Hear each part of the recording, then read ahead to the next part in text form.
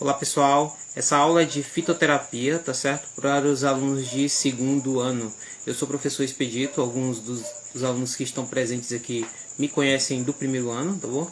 Da matéria de anatomia e fisiologia humana e de agentes contaminantes. Nesse ano a gente vai estar com vocês na matéria de fitoterapia, tá certo? Então vamos lá. Vamos começar hoje com uma introdução breve, né, da fitoterapia.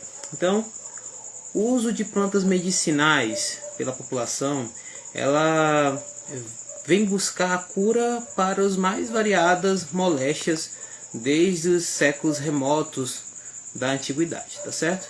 E é um costume muito difundido, não só no nosso país, como em todo o mundo. Esta prática ela foi se sedimentando-se, né, ao longo do tempo, como resultado do acúmulo de conhecimento sobre as ações das plantas por diversos grupos étnicos. Atualmente, constata-se um aumento marcante na utilização de plantas medicinais, estimulando-se de formas pouco criteriosas pelos meios de comunicação, além de outros fatores como a crise econômica, o alto custo de medicamentos industrializados e também o difícil acesso da população à assistência médica.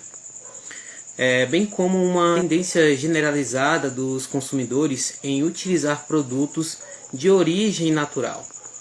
Atitude essa decorrente do aumento da consciência ecológica nos últimos anos. Então, paralelamente à utilização popular de chás, garrafadas, cataplasmas e também outras formas de uso, as plantas medicinais ela vem sendo utilizada também em formas farmacêuticas elaboradas industrialmente, né, para comercialização, que também são denominados como fitoterápicos, tá certo?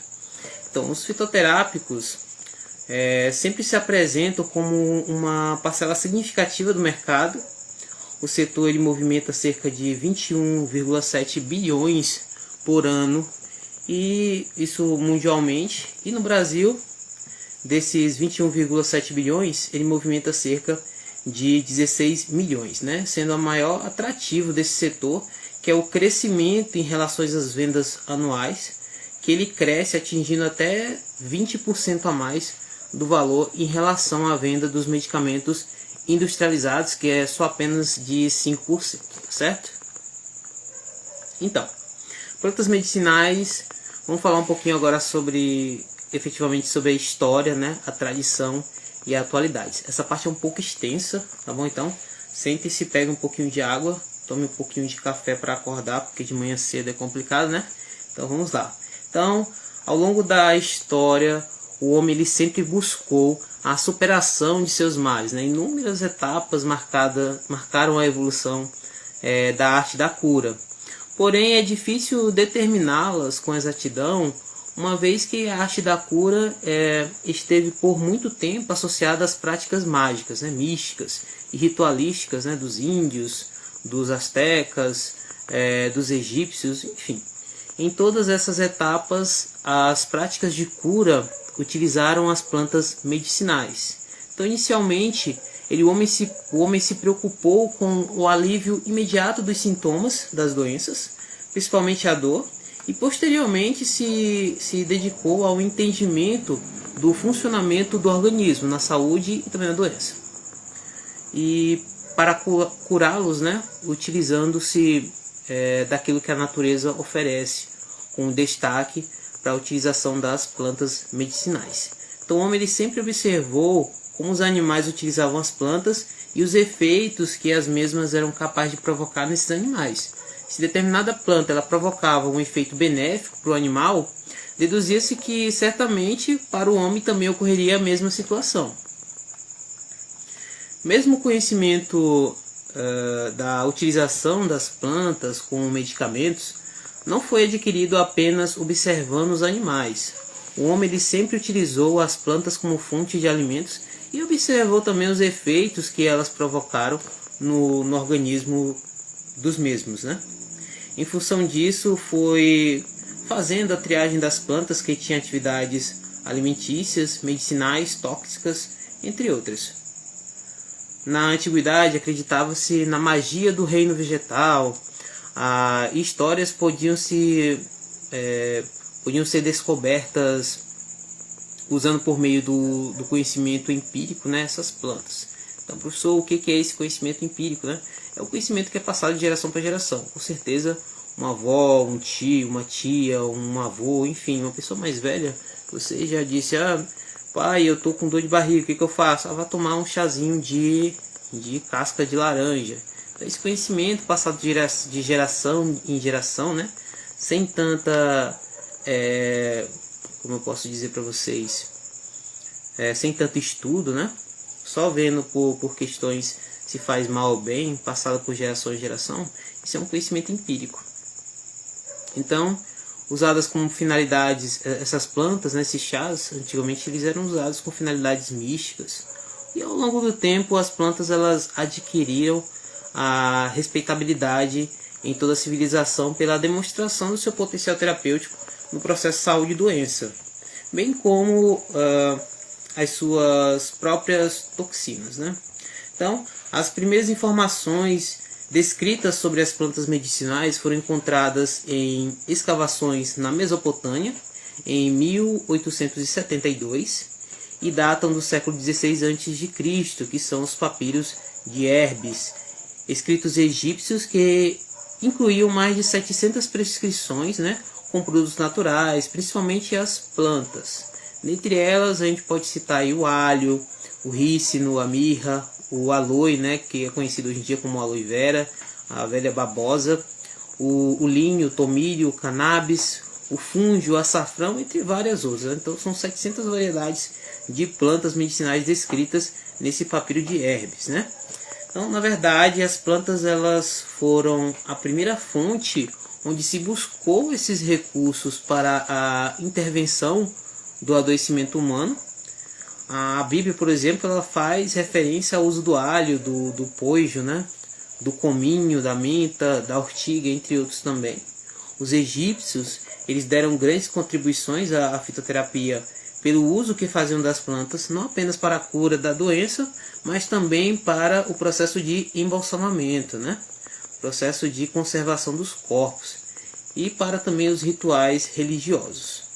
Os egípcios eles usavam muitas preparações com plantas que apresentavam propriedades aromáticas, antissépticas, né? E também cosméticas, além de cultivarem plantas purgativas, diuréticas, vermifúmicas e várias outras também. Já os assírios eles cultivavam várias plantas que serviam de matéria-prima para a preparação de tinturas, ungüentos, águas aromáticas, ao passo que os hebreus eles usavam as plantas que cultivavam para a realização de suas cerimônias e oferendas. Por exemplo, a mirra, né, é um exemplo clássico disso. Então, na China existem relatos de cura com plantas desde o ano 3000 a.C. Por isso, a China ela é considerada o berço do uso das plantas com propriedades medicinais. Na literatura é citada que o imperador Sheng Hun, considerado como o Hipócrates chinês, ele estudou e relatou no livro das ervas o poder terapêutico e tóxico de mais de 300 espécies de plantas. Já Hipócrates, considerado o pai da medicina ocidental, ele acreditava que a prevenção e a cura das doenças elas encontravam-se na natureza, cabendo ao homem apenas a sua decodificação, né? Então, com este entendimento de decodificação em relação à doença e à planta, né, reuniu-se em sua obra Corpus Hippocraticus, né, um conjunto de informações acerca do tratamento das enfermidades com remédios à base de plantas. Ele foi seguido por muitos outros intelectuais, né, mas não vale a pena pegar e citar eles agora. Vocês podem procurar na internet direitinho o nome de cada um, tá certo? A Índia é o país que, ao lado da China, ela tem grande tradição na utilização das plantas medicinais, que constitui a base da terapêutica da medicina ayurvediana, né, que é a medicina de lá da Índia. Lá eles foram descritos várias obras sobre medicamentos à base de plantas, como o sândalo, a canela, o cardano, desculpa, e sobre a preparação de elixires, tinturas, essências, sucos, extratos, entre outros. Foi no século II depois de Cristo que as plantas ganharam uma maior utilização na terapêutica. Isso se deve ao trabalho incansável de vários estudiosos, como Galeno, que escreveu várias obras e ganhou também notoriedade dentro da farmacologia pela preparação de suas fórmulas, que hoje são denominadas fórmulas galênicas, né? E com a queda do Império Romano, ocorreu o descrédito, né? Dessa forma decaiu a fitoterapia e o conhecimento médico, porque não era já a tendência nesse caso. As patologias que eram atendidas naquele tempo acabaram se evoluindo, né? Mudaram, ficaram mais fortes, mais resistentes. Então, nesse período, a guarda e a reprodução de escritos relacionados à medicina, elas foram confinados nos mosteiros, que passaram a funcionar como depósito dos conhecimentos médicos. Então, observe que o conhecimento da área da saúde, né, na área da cura, a gente observa que quem tem esse poder, né, tem o poder de mudar literalmente sociedades. Então, ela começa lá nos egípcios, né? Quem tinha o poder da salvação nesse caso era os sacerdotes, que tinham um grande poder dentro daquela época porque tinham esse conhecimento.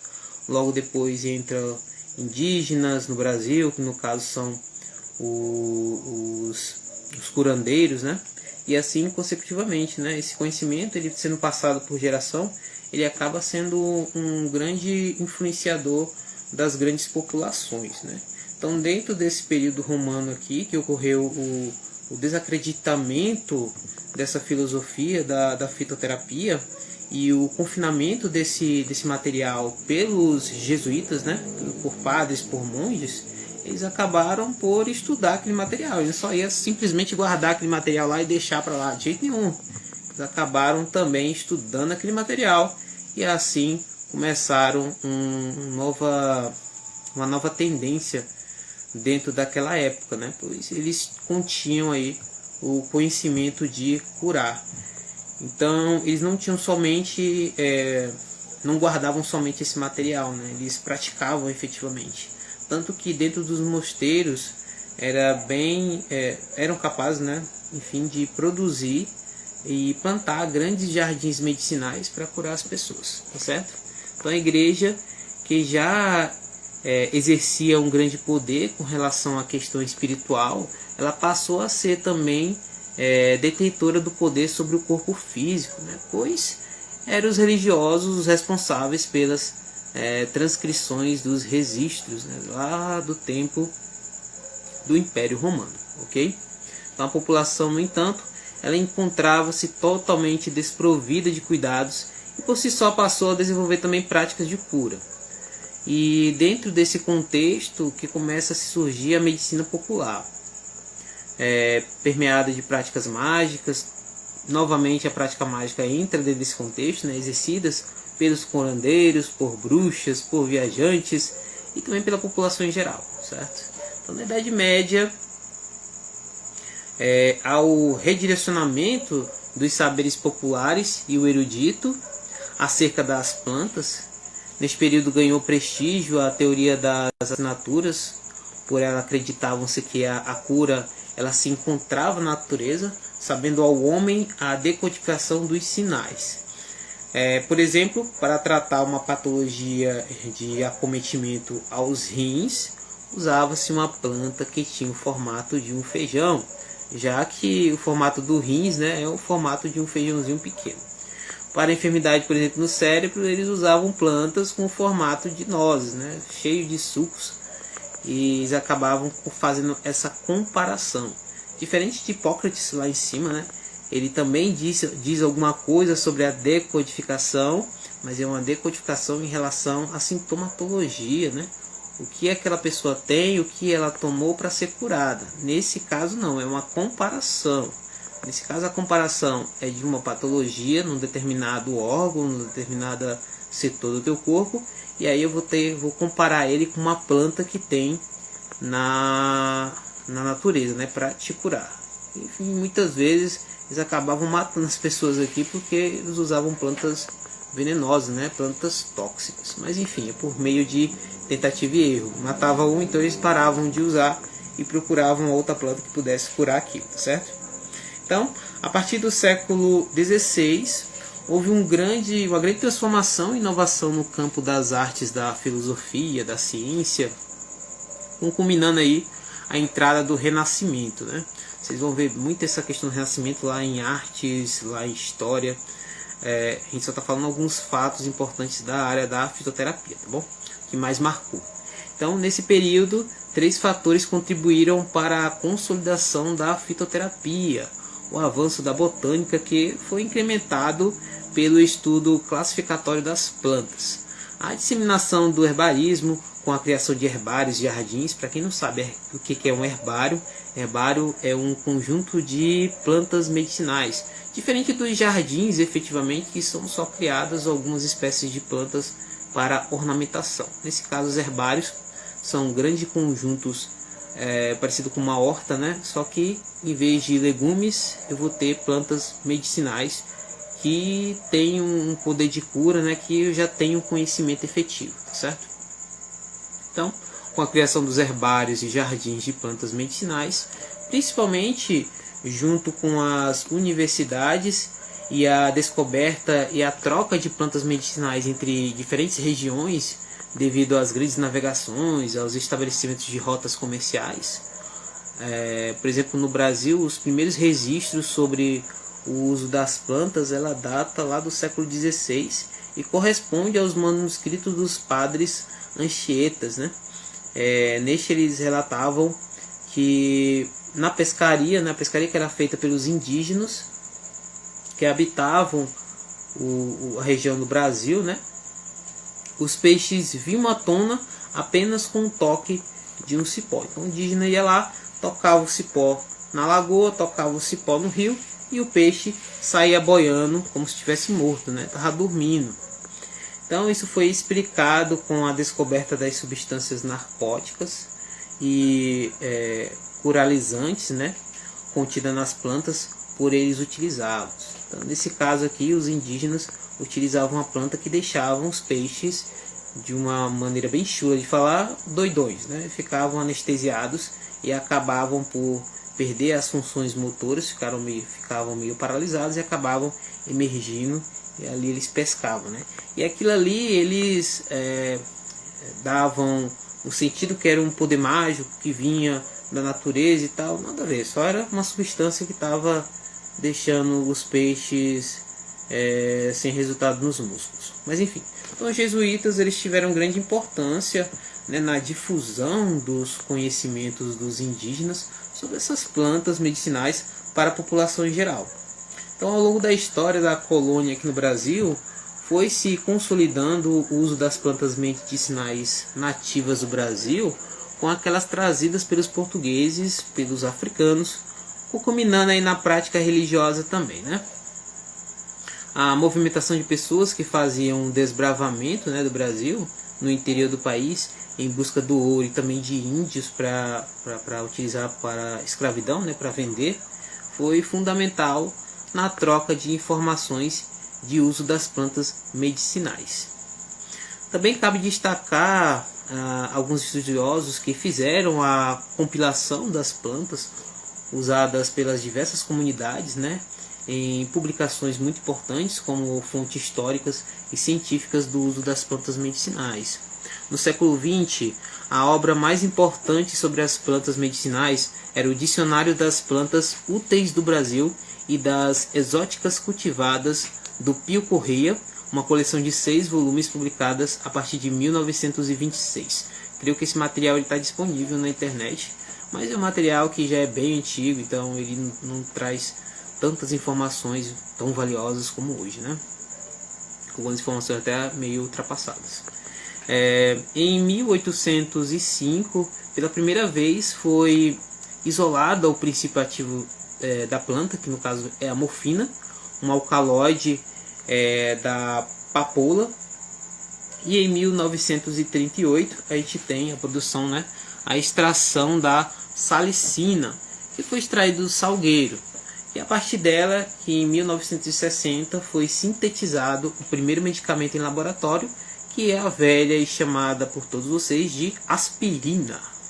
Ok? Então, com base nessas técnicas, houve um crescimento, um desenvolvimento da química e novas substâncias foram isoladas em laboratório. E delas novos produtos de síntese eles foram surgindo, né? Levando ao surgimento efetivo dos grandes laboratórios que a gente tem hoje, né?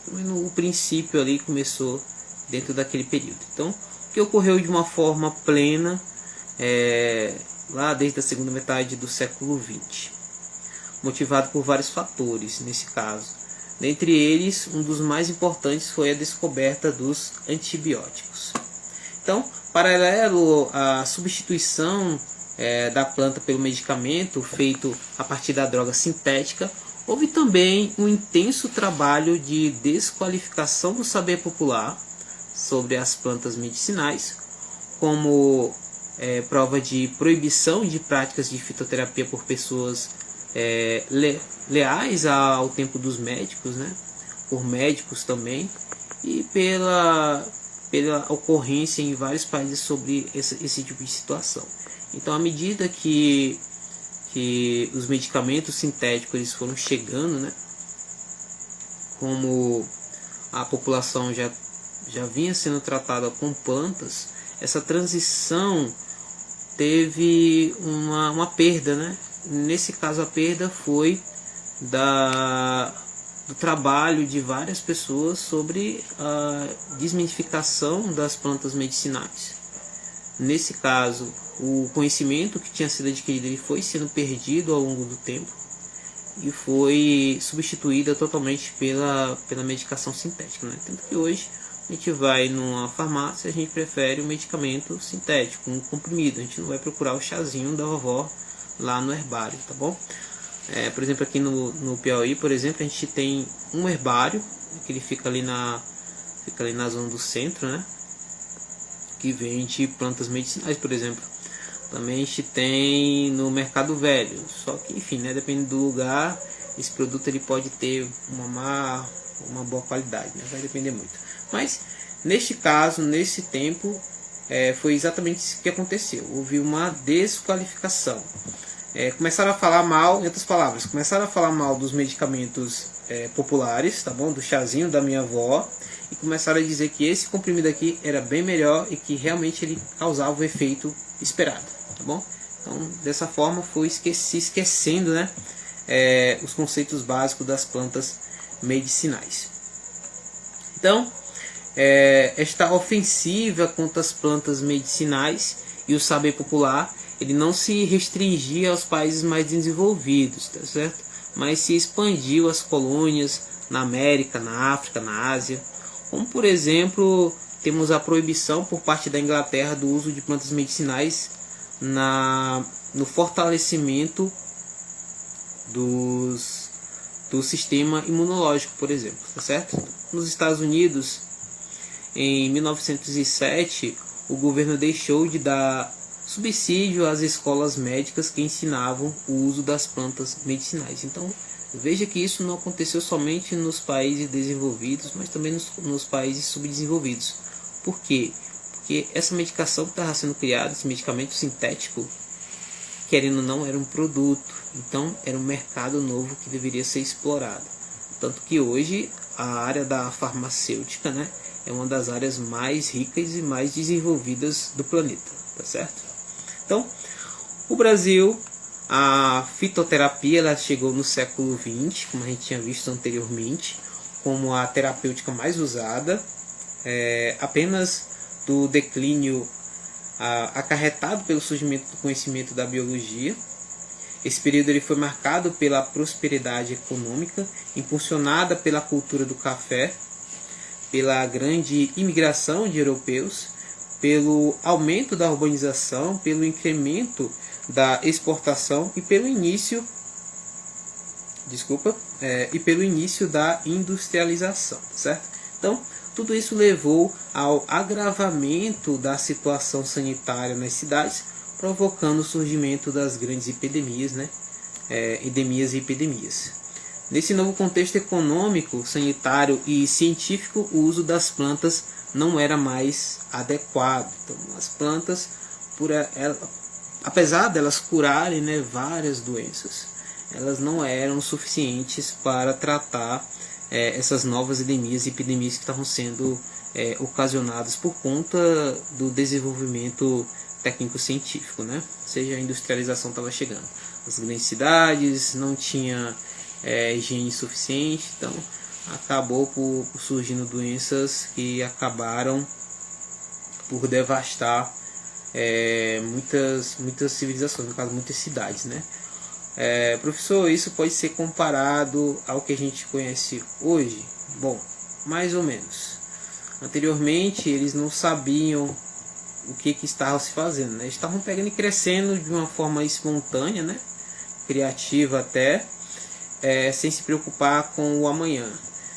Nesse caso, se preocuparam com o amanhã e acabaram criando novas variantes de um velho vírus conhecido que infelizmente está devastando aí a nossa sociedade.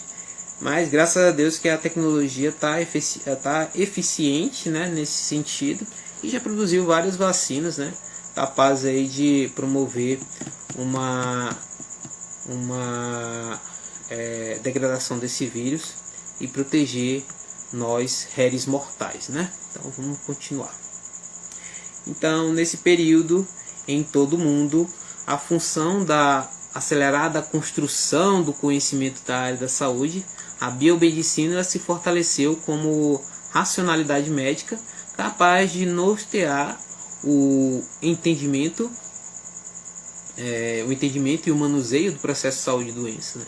Então, nesse modelo biocinosista, nesse caso, não havia muito espaço para a utilização das plantas medicinais devido à sua vinculação com o conhecimento popular.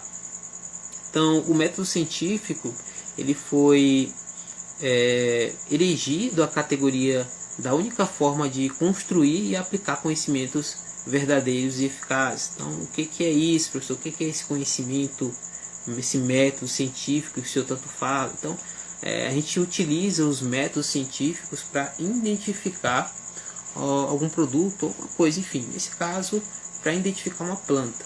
Então, começou-se aí a utilizar esses métodos eficientes, esses métodos científicos para caracterizar novamente essas plantas, para saber o que realmente eu posso usar delas, o que eu posso extrair delas, o que eu posso tá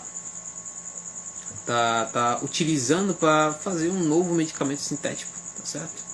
Então é para isso que serviu nesse caso aqui a utilização do modelo científico. Então foi também o início da indústria farmacêutica em si, com a sua promessa de descobertas de medicamentos capazes de combater todas as doenças e com a acessibilidade a toda a população. Então esta nova conjuntura ela forneceu a mercantilização da saúde e da doença da população e passou a ser vista como uma fonte de lucro, como a gente já tinha dito anteriormente, tá certo? Então, no Brasil e no mundo, a fitoterapia ela perdeu espaço para o medicamento sintético, produzido em larga escala, em quantidade suficiente para todo o país e para todo mundo. Em síntese, os motivos que levaram à diminuição do uso das plantas medicinais ao longo do século XX foram o desenvolvimento científico e tecnológico, com a repercussão na área da saúde, a consolidação e a expansão das profissões da área da saúde, fazendo com que aumentasse significativamente o número de pessoas com acesso a esses profissionais que não usavam a fitoterapia, o combate a práticas de cura por pessoas ilegais que normalmente usavam as plantas medicinais por parte dos profissionais de saúde e suas entidades de representação, e também a desqualificação dos saberes populares e a exaltação do conhecimento científico como o único conhecimento correto e confiável, né? E também temos, além disso tudo, né, o desenvolvimento da indústria farmacêutica e a descoberta de novos medicamentos industrializados, né? Também teremos, nesse caso, a praticidade do uso do medicamento industrializado, a falta ou insuficiência de estudos comprobatórios da eficácia e a segurança dos fitoterápicos, a falta de contato da população urbana com as plantas medicinais, levando à sua desvalorização, infelizmente, e claro, a mercantilização da saúde, né? A saúde virou um mercado. Posteriormente, pode-se observar a lacuna existente entre o proposto e o real, né? A partir da década de 60 começou a ocorrer o desencanto, né, com a promessa da eficácia, da segurança e da eficiência da medicação, no caso da medicação para a população, né? Sua eficácia não foi suficiente para vencer as doenças que já estas, nesse caso, em maior quantidade, né, com múltiplos resultados e fatores, dentre eles a falta de condições econômicas que propiciem uma vida saudável para uma grande parcela da população. Essas pessoas continuavam a fazer uso das plantas medicinais. Então a gente vê que mesmo com essa desclassificação dos fitoterápicos, né, uma boa parte da população ela não tinha acesso aos medicamentos industrializados. Então elas continuaram ainda a utilizar as plantas medicinais. Então o desencanto com o medicamento sintético ele estava inserido no contexto do desencanto com a sociedade tecnológica e capitalista que havia criado a expectativa de que a tecnologia ela traria a facilidade e a abundância para todos eles, né? Então isso fez com que ocorresse a busca por uma vida natural, a tendência, né, que está se consolidando nas décadas seguintes, levando ao surgimento e ao fortalecimento da fitoterapia.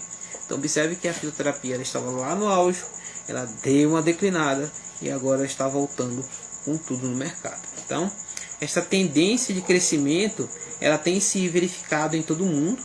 Na Europa, em países como a Inglaterra, a Alemanha e a Espanha, medicamentos fitoterápicos eles são muito consumidos por grande parte dessa população.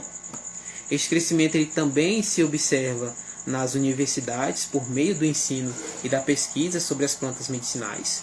Para aqueles que gostarem do curso de técnico em farmácia e passarem para um curso superior em farmácia, vão ver muito isso, tá bom? E a possibilidade é que muitos de vocês acabem fazendo o seu trabalho de finalização de curso, né, o teimoso TCC sobre uma planta, sobre um medicamento de uma planta fitoterápica, tá bom? Então, a fitoterapia e outros medicamentos naturais e as práticas complementares, elas podem ser usadas ao mesmo tempo, ou seja, pode ser utilizado o medicamento industrializado juntamente com a fitoterapia, né, com os medicamentos fitoterápicos, usado ao mesmo tempo em que se usa o alopático nesse caso, de uma forma substitutiva ou complementar entre si. Então, hoje se utiliza muito os medicamentos de forma substitutiva aos medicamentos industrializados. Se usa a fitoterapia em substituição aos medicamentos industrializados. A gente sabe que tem algumas doenças que infelizmente somente a medicação industrializada que dá jeito, tá bom?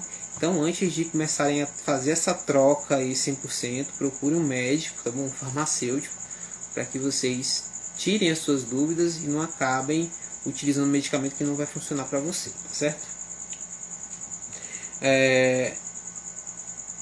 Então eles acabaram se complementando entre si, né? Essa alopatia que o texto fala, ele fala exatamente sobre isso, sobre essa substituição. Então, a retomada da fitoterapia nos últimos tempos ela ocorreu em função de uma série de fatores, como o estudo científico que provocam a sua eficácia, sua segurança e a sua efetividade, acesso fácil a essas plantas, né? A credibilidade da população, que na sua eficácia e na sua segurança, essa inserção da fitoterapia no contexto cultural da população, a utilização das plantas medicinais por meio de formas de preparações simples e a crença na baixa possibilidade de provocar efeitos adversos, que é uma grande mentira, né? Uma planta assim, ela pode causar efeitos adversos e bem sérios, dependendo da forma que você utiliza, né? Que você faz aquele velho chazinho, ela pode estar trazendo muita complicação, tá certo? Então, contudo é necessário saber que a ação terapêutica da planta medicinal e do medicamento fitoterápico é baseado no mesmo princípio do medicamento alopático, que é a cura por meio de princípios ativos, né? Que também podem ter efeitos adversos, o que demanda um certo cuidado. E é preciso superar o mito de que planta, por ser natural, não faz mal. Isso é uma pura, com certeza, mentira. Porque uma frase muito dita na área da farmácia é que tudo demais faz mal. Literalmente tudo demais faz mal. Você pode pegar e falar qualquer coisa agora que eu posso dizer para você que ele vai fazer mal. Vou dar um exemplo para você. Água, beba demais, infelizmente você vai morrer. Tá certo? O chocolate, coma demais. O chocolate vai vir com o quê? Com o aumento da gordura. Esse aumento da gordura vai trazer problemas consequentemente a você. Uma outra coisa que não seja um produto de comer, um produto de tomar, o ciúme, o amor, tudo demais faz mal, tá bom?